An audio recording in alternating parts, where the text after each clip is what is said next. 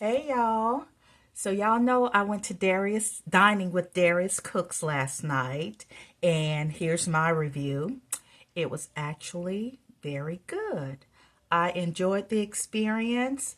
I bought my ticket a few months ago, and if you follow Darius Cooks, you know that he sells out each and every city he goes to, and he does 3 to 4 nights in each city. In Tampa, I think he's doing 4 nights: Thursday, Friday, Saturday, and Sunday, and he sells out everywhere he goes. I know people think that he's, full of controversy or whatever, but just focusing on his event last night, it was in Tampa. So the way that it goes is he'll send you an email like the day before the event to tell you the rules and what to expect and things like that. He'll remind you to bring containers for leftovers, and he'll send the address to the home the day of, like the morning of, afternoon of, so that you know where to go. So this event was in Tampa. So it was maybe with traffic, maybe a 40-minute drive for me. But anyway, so when we got there, you just sat wherever. There were 3 tables, 10 people to a table, so 30 people. I don't know how he and his chefs managed to feed 30 people like that at a residential type home in a because I saw the kitchen. It was a small kitchen, but anyway, all of the food was hot and fresh, of course, except for the salad. So there were 7 courses. Oh, and for the drink, he had this whiskey party punch. It was good. I probably should have just had water because by the time I got to the third course or fourth course, I was full.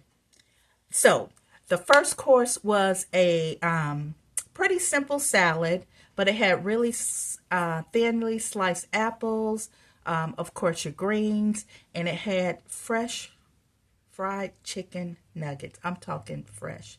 They were hot and they were so good. Okay, so the salad was the first course.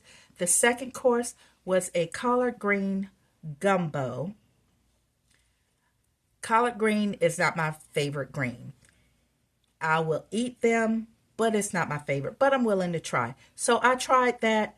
I will say that was my least favorite dish of the whole night. So that's that. The third course, oh, and he served that with a honey, it was some type of honey cornbread. Man, that cornbread was so good. I was just trying to savor it. I didn't even eat the whole piece of cornbread because I just wanted to save a piece to bring home. But anyway, the next course was collard greens. I'm thinking, oh gosh, another dish of collard greens, which is not my favorite, but I'm willing to try it. But he cooked it with cabbage and smoked turkey. And he also served it with a watermelon chow chow. And I'm thinking, what the hell? But anyway, you can tell that he puts sugar in his collard greens. I'm like, ugh. But once I put some of that watermelon chow chow on top, it just brought it to a whole other level. I needed at least, because he served the chow chow in a little bowl um, that you just maybe take a teaspoon. I needed probably a quarter of a cup of that to put in these greens because it was good. Oh, and the way that he served it, he just brought out big dishes and then you served yourself. He did tell us to pace ourselves when we're eating because you're going to get full. But anyway, so the collard greens with the cabbage and turkey, I didn't like the sweetness. It's weird because I didn't like the sweetness of the collard greens itself, but once you added the chow chow on top, it just changed the whole flavor of it. So I actually did enjoy that. And then the next course was macaroni and cheese. He served 2 different versions. One was with shrimp and bacon. The other was with no shrimp, no bacon. So I tasted the one with the shrimp and bacon. And I think because I try not to put as much salt in my food when I cook it. My tongue is pretty sensitive to salt now.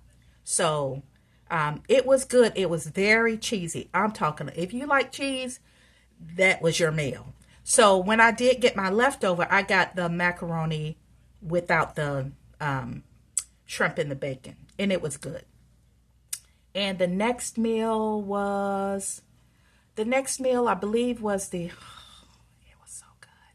It was, I believe he called it a red wine braised beef on top of mashed potato with mascarpone, topped with crispy fried leeks. I think I got that right. That was the best of all of the courses. That beef was so tender, like you can just cut it with your fork. It was so good. That was my favorite. And the last was buttermilk fried salmon on top of some type of seasoned rice. That was actually very good too. But the beef was the best of it all. And then for dessert, we had red velvet. And again, red velvet is not my favorite flavor. However, he made a red velvet pound cake. And when I tell y'all, this red velvet pound cake was the bomb, it was the bomb. It had like a sweet glaze over it, served with fresh, not out of a can that you spray, fresh whipped cream. It was so good. It actually tasted like a brownie.